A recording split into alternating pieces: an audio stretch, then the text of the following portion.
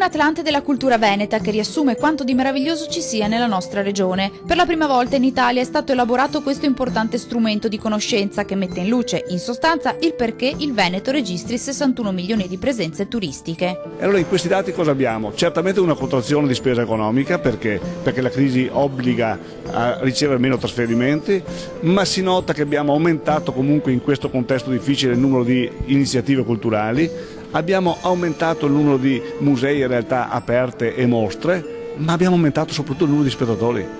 Quindi in contrazione economica, vedere che quando i dati aumentano, il gradimento aumenta e aumenta la rete. Le famiglie in Veneto spendono in media circa 1.450 euro all'anno per andare a teatro, al cinema o nei musei. C'è una densità incredibile, questa è stata veramente una scoperta molto interessante, di presenza di poli culturali come per esempio i teatri. C'è una densità dei teatri il doppio rispetto alla media delle regioni italiane, quindi c'è una tradizione fortissima anche delle biblioteche, quindi teatri e biblioteche sono i veri centri di eccellenza della regione Veneto. Abbiamo tracciato addirittura degli indici di attrattività turistica, ogni singolo comune del Veneto ha il proprio indice, c'è un rapporto tra gli arrivi dei turisti e i residenti di ogni comune e abbiamo creato addirittura un indice di attrattività culturale.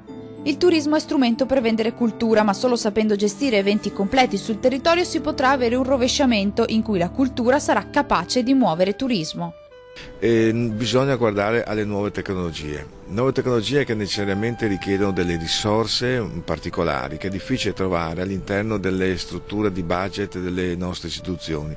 Ecco di qua la necessità di aprirsi ad un mondo, quello dei privati, che naturalmente guarda con interesse alla cultura, ma dobbiamo anche noi guardare con interesse a questo tipo di mondo, cioè ad accrescere i servizi di carattere commerciale, servizi di carattere strutturale, per fare in modo di dialogare. Il concetto di cantiere è proprio il concetto di una fucina, di un laboratorio che noi vogliamo mettere in piedi per poter dare una risposta, ma non solo una risposta, per poter dare anche una fiducia, una speranza a chi si vuole. Ci sono tanti giovani che vogliono lavorare nel mondo della cultura, nel mondo dello spettacolo, e quindi credo che sia doveroso da parte di un ente pubblico anche fare un'analisi che possa capire laddove si può intervenire per poter dar voce anche a tutta questa creatività. Quindi un laboratorio, un cantiere che non è lavori in corso faremo, ma è stiamo lavorando per voi.